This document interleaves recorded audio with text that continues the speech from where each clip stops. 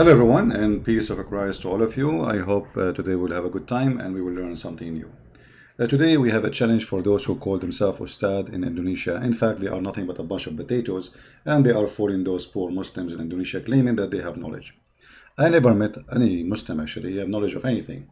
Yet, but they are all of them. They are so good to make videos to refute us in our back, like that's gossip in their back. What about be man and call me and refute me? The only one actually they call us, I mean, rarely you can find somebody he's a sheikh he call, and the one who call us, they are a bunch of kids, they say whatever they want. I mean, who care? We don't accept al-Bukhari, we don't accept Ibn Kathir, they don't accept anything. They make their own religion. Those people, they don't count. What about those? Those who call themselves Ustad and they want to teach you about Islam. Who are they? What they know? How much they know? In fact, all of them, they knew nothing about your religion. All of them. They are fooling you, taking a lot of money from you for nothing.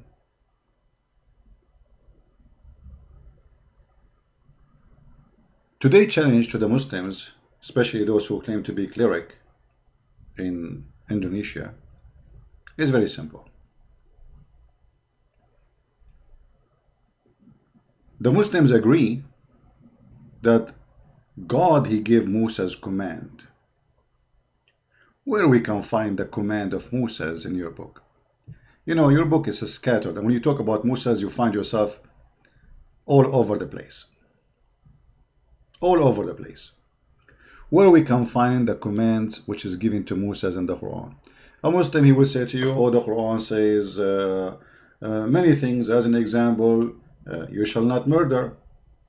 No, it doesn't say that. The Quran command you to murder. If we go over the commands here in front of us, you say, you shall not, you have no, let's go one by one. You shall have no other gods before me. Muhammad, he brought a God. His name is Allah. Moses never heard of him. And not only that, he claimed that this God has no spirit.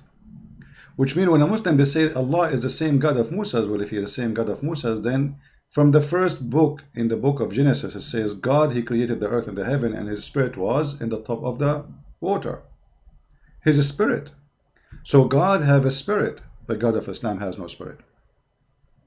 So the first thing we learn from the 10 Commandments, that Muhammad, he broke the first commandment. He brought a God is not exist in the Bible. God who has no spirit. So he cannot be the same God. Secondly, the commands of God in the Bible says you shall not make idols. You Muslim, you pray in the direction of cube, which is nothing but a small room, claiming that this is the house of God and it's holy. In the same time, your prophet, he kisses stones in the shape of a private part of a woman.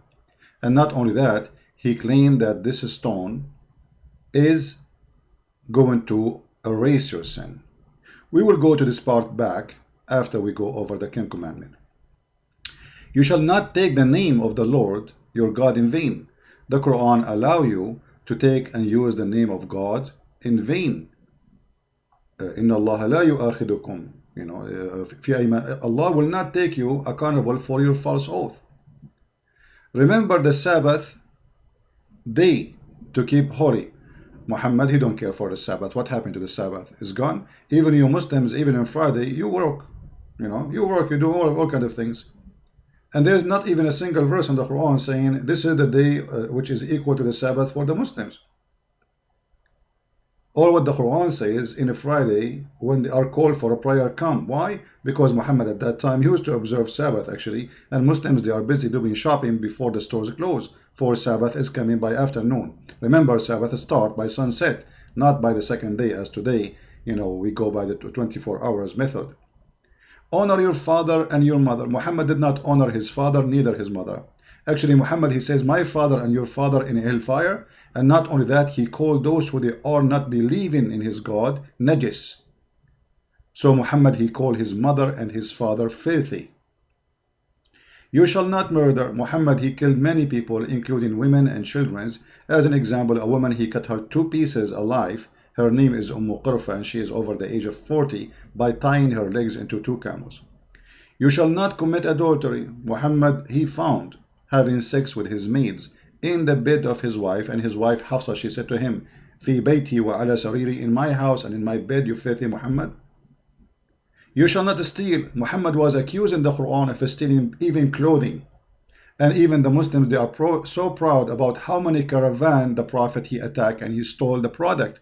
Imagine you have a bunch of cars in the highway, and the guy he claimed to be a prophet, he stopped those cars, he killed the drivers, and he take and he steal all the product they have. This is what Muhammad was doing, and the Muslims are proud about such a thief. You shall not bear false witness against your neighbor. Muhammad, he bear false witness as much as he want. Actually, he taught his men, as an example, when he killed Ka'b ibn al-Ashraf, he said, one of his men, he said to him, I'm going to lie to him in order to kill him. He said, do it, okay, no problem. So the guy, he go to the house of the old man who is very old, claiming that he is coming in a friendship. When he entered the house, he put his sword inside his chest and he killed him. And what this guy he did, he was opposing Muhammad as a prophet. That's all. He did not take a sword. He did not kill anyone. He did not kill a Muslim. He did not kill a Muslim. You, Muhammad, did everything against the book. You shall not covet. Muhammad, not only he took the neighbor house, Muhammad, he took his own son, wife, and he went to her house and he flirted with the wife when the husband was not there. And then after that, he took her to his bed and he slept with her without even getting married. When she said to him, who is your witnesses? He said, Allah and Jibreel. So what we learn from this? That Muhammad, he broke all the commands of God. So how he can be a prophet of God? But now we are going to focus on something, one thing at a time, for the Muhammadans, so they can do, already they are confused, already they are weak. This is a religion of weak. We will focus on this one. You shall not make idols. You Muslims kiss the black stone, and we ask you why you kiss the black stone. You say because it's coming from heaven. This is what the pagans do. Pagan, they believe that stones present God.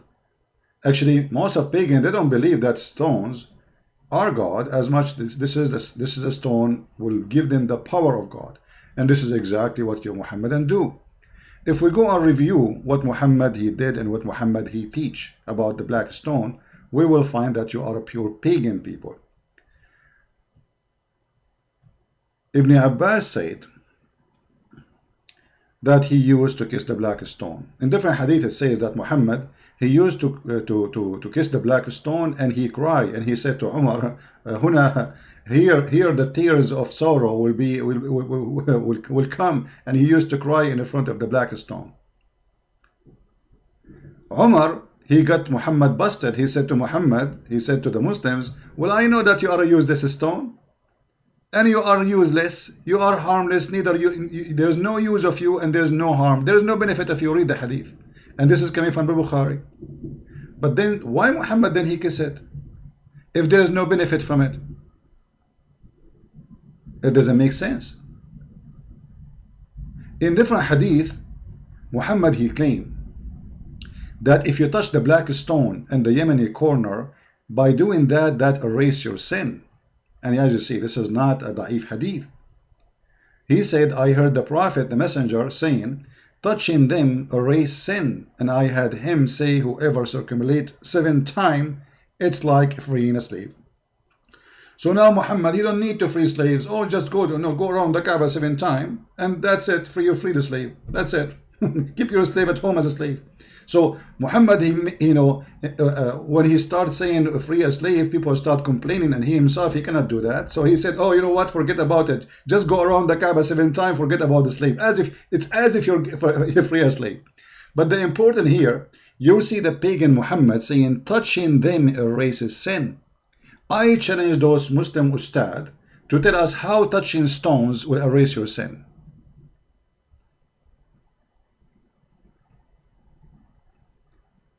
And not only that, Muhammad he claimed that the black stone is a living stone. What does that mean? The black stone is going to come on this earth and is going to have eyes. And is going to have a tongue. And this is exactly what pagans believe, that those are stones. They speak, they have will, they have a brain, they are powerful. So look what Muhammad, he said, just said, and he did. He said that touching the stone will erase your sin. And this stone is going to be in the judgment day, is going to be a partner with Allah in the judgment day rule. What the stone will do? Allah is stupid. Allah don't know what you did. The black stone is going to witness for what you did in your daily life. That's mean the black stone have a memory which Allah has not. The Messenger of Allah said, the black stone, by Allah, he swear, Allah will raise it in the day of resurrection with two eyes by which it sees and tongue that it speak, with testifying to whoever touch it in truth. The black stone, my friend, is going to testify for you. A black stone.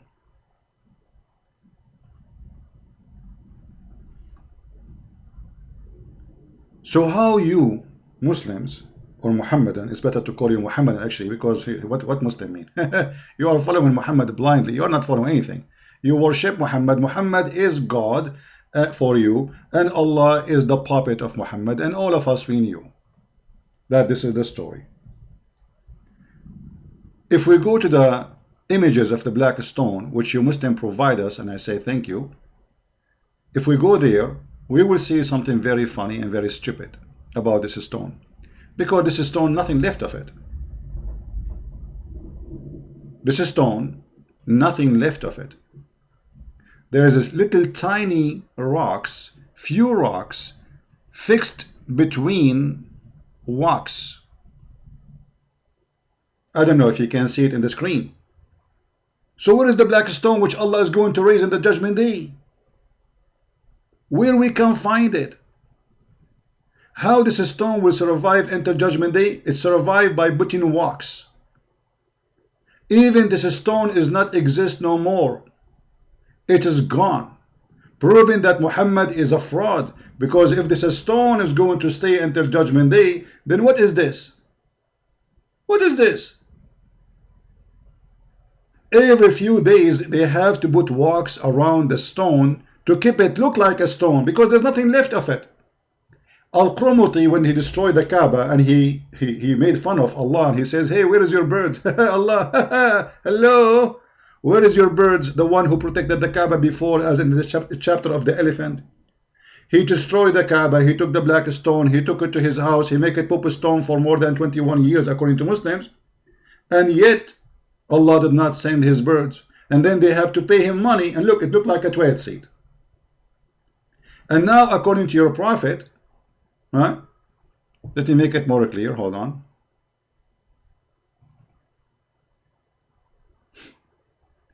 According to your prophet, this black stone is going to come in the judgment day. Let's see.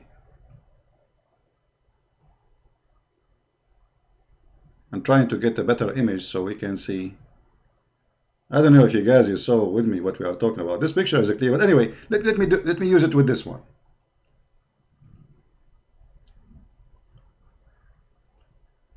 The picture is in the shape of a woman's private part, and all of us, we knew that. And you do not need to be a genius to notice this. But according to Muhammad, this black stone, which supposedly the stone of Allah, which is supposedly we should touch it, which supposedly it erases our sin, which supposedly is going to have eyes and tongue, which mean the following. This stone, my friend, in the judgment day is going to be in a very weird look.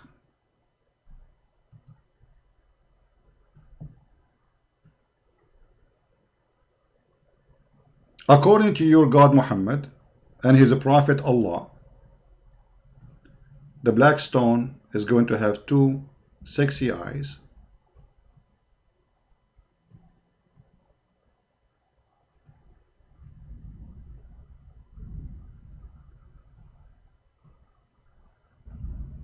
is going to have a mouth,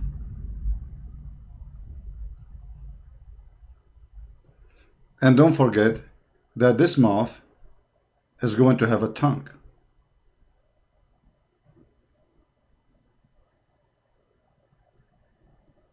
And obviously this tongue will be big because it's going to witness to more than 1 billion or maybe 2 billion Muslims by the time the judgment day happen. How in the world you can believe in such a thing? So we want the Ustadz, the one who claimed to be not pagans, the one who claimed that we are not pagan, we are people who believe in God, his name is Allah, he is one God, but yet you believe in a fiction and stupid stories, and Muhammad is telling you that even this black stone is the right hand of Allah. How this stone can be the right hand of Allah? This is what Islam is about. Is a bunch of garbage, nothing left of this religion. Even this black stone, even there's no black stone in the black stone. There's a bunch of little tiny rocks we showed you in the picture, and this is what the Muhammadan they have. And yet they claim that they have a stone which is going to witness for us in the day of judgment. How come Allah, he needed you to fix the black stone by wax? Let me take a selfie for this so we can publish it later. Excuse my art, I'm very good an artist. You know, like I'm born as an artist, what I can do, all right? But look at this.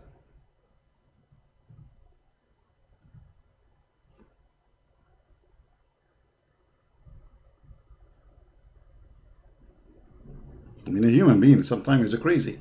How people believe in such a garbage? It happened.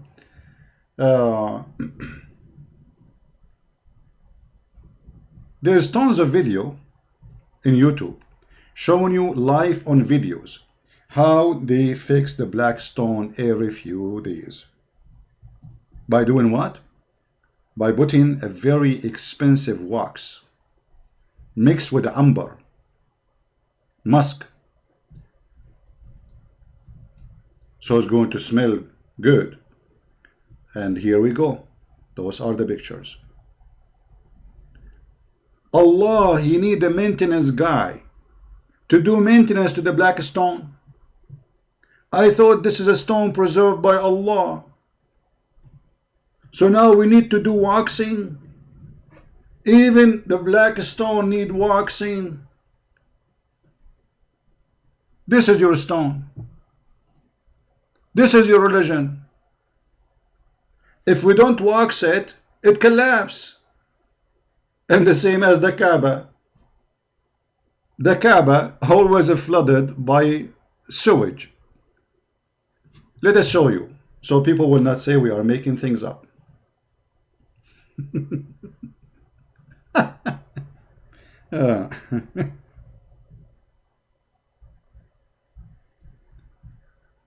Ask yourself, if this Kaaba was chosen as a location by God, how come God, he chose the worst location in the world for the Kaaba, where always rain come and all the sewage of Mecca cover the Kaaba?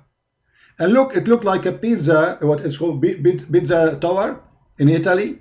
They fix it. This is an old picture, you know. Then they start adding cement, thanks to the American, you know, come with concrete and all those stuff. Otherwise, this Kaaba was a piece of garbage.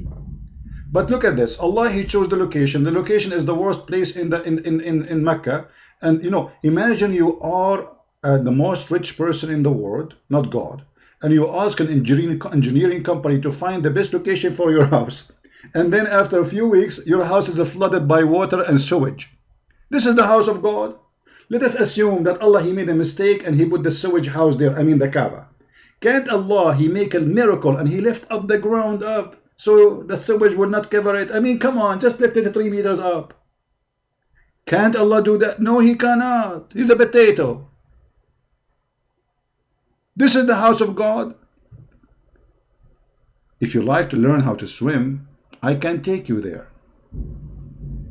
Look at the dirty, filthy water. Look at the color of the water. This is what Islam is about. So we are going to wait for the Ustadz, if they dare ever to answer what we are saying. If you already worshiping one God, his name is Allah, why you are attached to stones? The stone going to have a tongue. Stone is going to speak. The stone is going to fart. Stone have eyes and tongue and lips. And the stone will erase your sin, as we showed you. What kind of religion this religion is? Since when stones erase sin? And since when God, he have a house is covered by mud and sewage? And since when we cry in front of stones and they erase our sin if we touch them? And since when we need to pray in the direction of a Kaaba, but yet we believe that Allah is in the sky? And since when we can even pray in the, you know, by the way, Indonesian, they were praying all those years to Africa. If you go in the news, you will find, where is Allah? Where was Allah when the Indonesian were praying to the direction of Africa? Let me find you the news. For more than 1,000 years,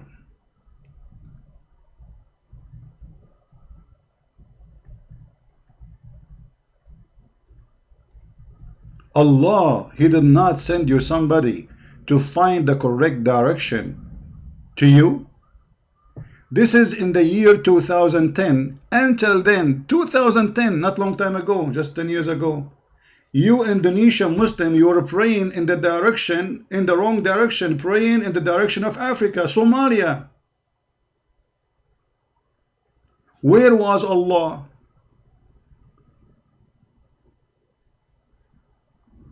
Do you see it?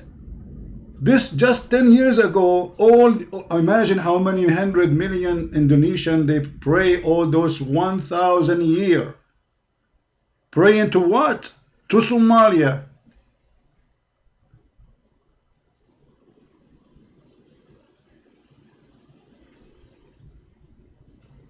So when they say to us they have God, they have nothing. They are a bunch of pagan and they follow a pagan prophet. Copy the video, share it with your friends. I hope you guys, people in Indonesia, you will see the truth and the truth will set you free. And this is a Christian Prince was with you, with my love to all. I will try to come tomorrow again live on air in the morning if I can, if not the day after. Thank you. And we are going to wait for the Ustadz to answer our challenge, if they dare to answer. But you know them, bunch of potatoes. They make videos in my back, but nobody dare really even to refute what we say. They don't even dare to speak to me, for they are coward.